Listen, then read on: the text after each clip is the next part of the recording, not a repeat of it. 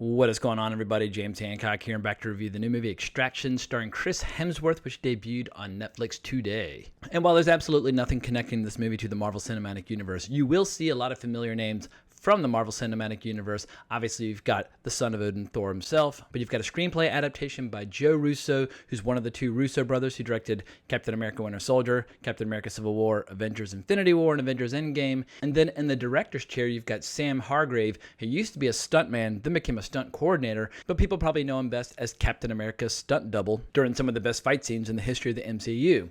And the plot's relatively straightforward. A little boy by the name of Ovi, his father's a very famous, powerful drug lord who's in jail, and he ends up getting kidnapped for ransom money. And in order to supervise getting the child back and extracting him, they bring in this incredibly famous black market mercenary named Tyler Rake, played by none other than Chris Hemsworth. And his character's got a bit of a dark side in that he suffers from depression from the loss of his family. He's always taking on jobs, wondering and kind of hoping when a bullet's finally going to take him out and take him out of his misery. But he's really good at what he does, but his skills are soon put to the test when the total extraction mission gets double-crossed, and suddenly the character Tyler Rake finds himself basically surrounded by an entire city of hostile police and military forces trying to get this child back. But the big question is this movie worth seeing on Netflix? And I guess that depends upon your appetite for action and your level of fandom for Chris Hemsworth, because if you just want to see some kick-ass action choreography, some good fight scenes, some good chase scenes, some good shootouts, Extraction 100% delivers. Or if you're just a massive Chris Hemsworth fan and look at his Instagram all day, every day, just gazing at his epic Australian splendor, well, then you're going to get to see Chris Hemsworth looking very stoic with lots of veins in his arms, gritting his teeth as he accumulates a lot of injuries, basically unleashing hell as he systematically wipes out an entire army. But if this movie were playing in the theater, I don't think I'd be recommending that people actually buy a ticket to it.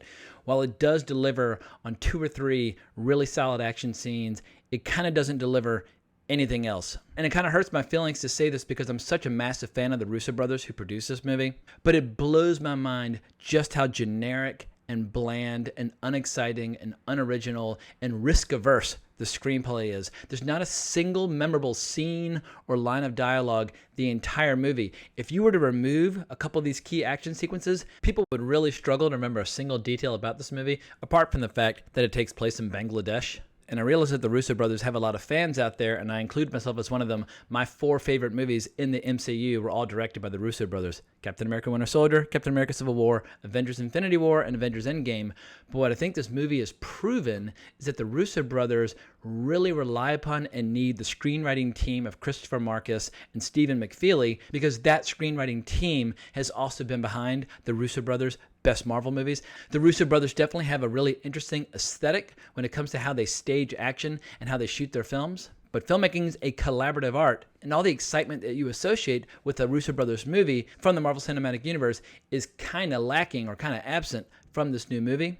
And maybe Sam Hargrave deserves some of the blame, because Sam Hargrave is a really good stunt coordinator. Anytime someone in this movie picks up a weapon or raises their fist for a little free-for-all, the action is truly jaw-dropping, particularly this early scene where Chris Hemsworth first finds the kid, and he's doing this really cool stuff where when he's not using his rifle to shoot people, he's almost using it as like a hand-to-hand weapon to block certain attacks while he's kicking people's legs out. Chris Hemsworth, I don't know how many of the stunts he did, but whoever his stuntman was did a really convincing job. But I feel like Chris Hemsworth, he was right there in the middle of the action, as you can see in a lot of these behind-the-scenes pics with Sam Hargrave.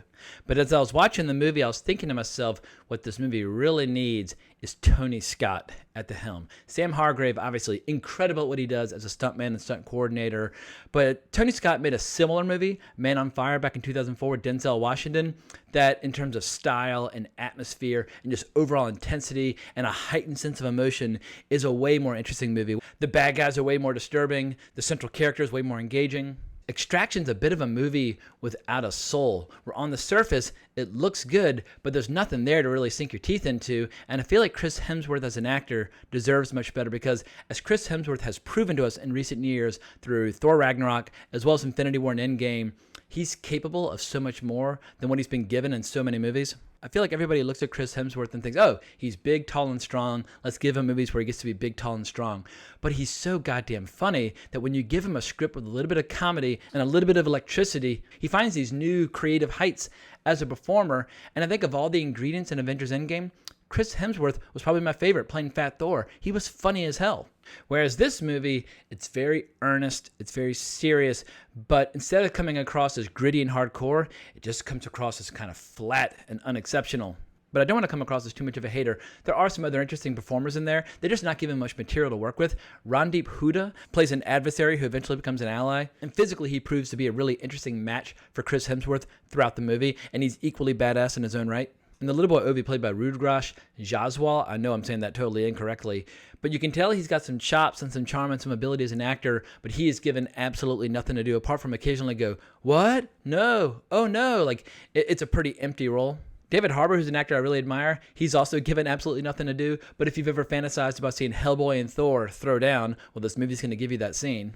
And if you're watching closely, you'll see Sam Hargrave himself making a few cameos throughout the movie as a sniper by the name of G. He's totally badass, but it's a pretty small part. And you also have actress Gulshifta Farahani. Once again, I know I'm totally getting that wrong, but she does a really good job. But no matter how cool and attractive and interesting an actor might be, as the old expression goes, if it ain't on the page, it ain't on the stage. And it seems like every single lingering problem for this movie, it all goes back to a really lackluster, forgettable screenplay. But in my head, I can imagine a very different scenario where if you had Tony Scott at the helm, and then someone like Robert Towne writing the screenplay, and then you kept everything else the same, including Sam Hargrave as stunt coordinator, then you probably would be looking at one of the coolest action movies of the year. But instead, we're looking at a movie that's probably going to get a ton of eyeballs on it because it's on Netflix. Netflix has, like 150 million paying subscribers at this point. We're all trapped at home. Chris Hemsworth, very recognizable star. So I think a lot of people are going to see it, and I think a lot of people will talk about how killer the action scenes are. In particular, one scene where they create the illusion of a really long take. And if you look closely, you can tell where the cuts are. Like the camera will do a whip pan to the side, and like, oh, okay, that was their break. Now they're resetting and they're going again. But I have a feeling if this movie came out in the theater, it would die a painful, agonizing death. But I think I'm going to go ahead and wrap up my complaining because I do like to see a few new movies a week. And during this global crisis, we're obviously not getting that privilege. So thank you to Netflix for at least trying to keep a steady pipeline of new content to keep us entertained during this total dry spell. And Netflix is in a great position where they shoot so many of their shows and movies in advance that they're going to continue to have new films and shows in the pipeline all the way through the end of 2020, even if they shoot nothing new. And also, I should applaud Netflix for going for the hard R with this, because if you like watching people shoot people in the head with sniper rifles, you're going to see about 300 people get their brains blown out. And the movie has a bit more of an edge in terms of some of the threats that the crook makes in terms of talking about shooting people up the butt, or just in terms of the Chris Hemsworth persona. I was actually shocked and amazed that his character is a smoker. I can remember a time when every badass character in every movie was just chain smoking up a storm, but now in this hypersensitive PC climate, it's very, very rare to see the hero of your story just smoking like a bandit and blasting the smoke out their nose. So there were some cool little details that put a smile on my face. And also, I'm just a massive Chris Hemsworth fan. I'm in his corner all the way. I think he's capable of much more than what he's been given, apart from the 3 movies that I mentioned. And I'm always happy to sit back and watch him walk into a room with his veins popping out of his arm, looking like a total badass. He is a total legit movie star, but I wish he would team up with some filmmakers like Edgar Wright or Quentin Tarantino, or directors who inject a little irreverent humor to their movies so that we could see some of the more interesting sides to his personality.